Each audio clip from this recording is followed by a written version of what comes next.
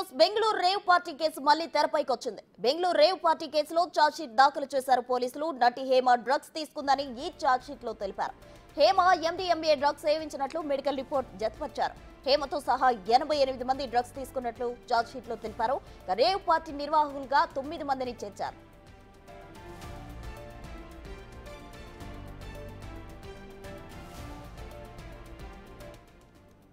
అయితే పోలీసుల వర్షన్ ఇలా ఉండగా నటి హేమ వర్షన్ మరోలా ఉంది. అసలు తాను ఎలాంటి డ్రగ్స్ తీసుకోలేదని హేమ చెబుతుంది. తనకు చేసిన డ్రగ్స్ పరీక్షలో కూడా నెగిటివ్ వచ్చినట్లు తెలిపారు ఆమె. పార్టీకి వెళ్లింది వాస్తవమే కానీ పార్టీలో తాను ఎలాంటి డ్రగ్స్ తీసుకోలేదని చెబుతుంది హేమ. అయితే పోలీసులు ఛార్జ్ షీట్ తో ఈ కథ మళ్లీ మొదటికొచ్చింది.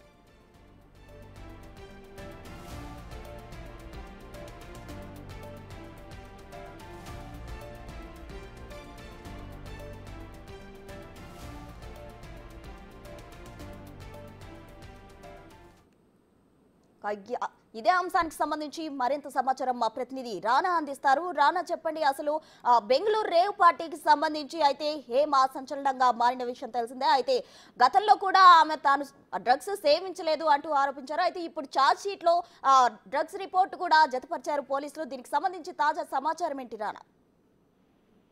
బెంగళూరు పోలీసులు అఫీషియల్ గా ఛార్జ్ షీట్ లో హేమన MDMA సేవించింది, ఆమెతో పాటు 80 మంది దాకా కూడా వాళ్ళు డ్రగ్స్ ఆనవాళ్ళు వాళ్ళ దాంట్లో కనపడ్డాయి. ఈ యొక్క రిపోర్ట్స్ లో కూడా అవి క్లియర్ అయిందంటూ కూడా ఈ ఛార్జ్ షీట్ కోర్టులో సబ్మిట్ చేశారు.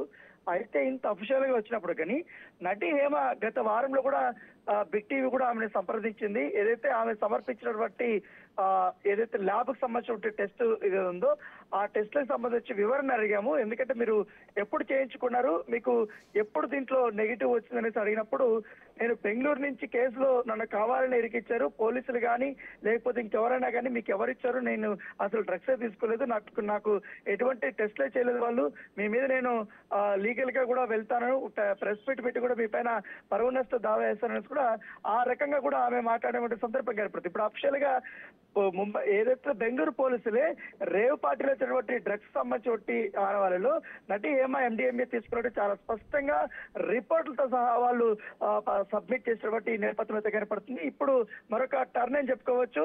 ఎందుకంటే ఇన్ని రోజులు మీడియాని కానీ లేకపోతే అందరినీ తప్పుదేవ పట్టించడానికి చాలా వరకు కూడా ఆమె ఇప్పటి వరకు కూడా ప్రయత్నించింది. దాంతో పాటు బెంగళూరులకు సంబంధించిన డ్రగ్స్ కేసులో ఆమె జైలుకు పోసినప్పుడు మహాదేశం తమ మెంబర్షిప్ ను కూడా రద్దు చేసింది.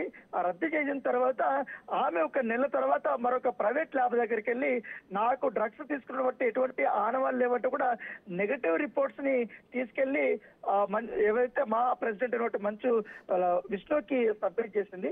సబ్మిట్ చేసినప్పుడు వాళ్ళు అదంతా పరిశీలించిన తర్వాత ఆమె యొక్క మా సభ్యత్వాన్ని పునరుద్ధరించారు. సో పునరుద్ధరించినప్పుడు ఆమె సంప్రదించినప్పుడు అనేక రకాలుగా కూడా మీడియా పైన ఆమె ఆరోపణలు చేశారు. కావాలే నన్ను ఒక లేడీని పట్టుకొని మీరు ఈ రకంగా కూడా దుష్ప్రచారం చేశారు, అసలు మీకు ఎవరిచ్చారు హక్కు, మీకు ఎవరు చెప్పారు, ఏ కోర్టు చెప్పింది నేను తప్పు చేశానని, నన్ను కావాలనే తప్పుడు కేసులో ఇరికించి బెంగళూరు పోలీసులు నా పైన కక్ష సాధించారు, మీడియా ఒత్తిడి వల్లనే నా పైన చర్యలు తీసుకున్నారంటూ కూడా ఆమె బుకాయించారు.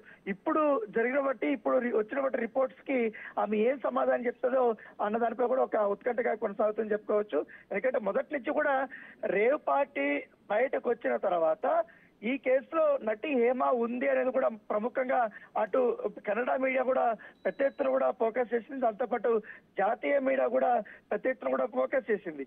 ఫోకస్ చేసినప్పుడు ఆమె అసలు నేను ఆ పార్టీలో పాల్గొనలేదంటే కూడా అదే రోజు ఒక వీడియో రిలీజ్ చేసింది. అదే ఎక్కడైతే వీళ్ళందరినీ పట్టుకున్నారో అదే ఫామ్ హౌస్ లో ఈమె వీడియో రిలీజ్ చేసి నేను అసలు పార్టీలో లేను, నేను హైదరాబాద్ లోని ఒక మొయినాబాద్ దగ్గర ఒక ఫామ్ హౌస్ లో ఉన్నానంటూ కూడా ఆమె ఒక వీడియో రిలీజ్ చేసింది. సో అది పెద్ద సంచలనమైంది. ఎందుకంటే ఆ వీడియో బెంగళూరులో ఫామ్ హౌస్ లోనే తీసుకుందని కూడా పోలీసులు సస్పెండ్ చేయడంతో ఆమె మీద అనేక రకాల విమర్శలు కూడా వచ్చినటువంటి పరిస్థితి కనపడుతుంది. సో ఒక్కదాన్ని ఒకటి ఆమె తప్పించుకోవడానికి ప్రయత్నిస్తుంది కానీ నిజం ఎప్పుడు ఎన్ని రోజులు కూడా దాగదు. కాబట్టి ఇప్పుడు పోలీసులు అఫీషియల్ గా ఈ యొక్క ఛార్జ్ షీట్ లో ఆమె యొక్క ఇన్వాల్వ్మెంట్ అనేది కూడా చాలా క్లియర్ గా ఉందంటూ కూడా పొందుపరిచినటువంటి పరిస్థితి కనపడుతుంది. ఇప్పుడు దీనిపైన మహాశేషులు ఏం స్పందన ఇస్తుంది? ఇప్పుడు ఆల్రెడీ పాజిటివ్ లేదు అనేసి కూడా నెగిటివ్ ఉంది అనేసి కూడా ఆమె రిపోర్ట్స్ ఇచ్చింది. కాబట్టి ఇప్పుడు బెంగళూరు ఛార్జ్ షీట్ ని బేస్ చేసుకొని మరొకసారి ఆమె సభ్యత్వాన్ని రద్దు చేస్తారా లేదో కూడా ఒకసారి చూడాల్సి ఉంది.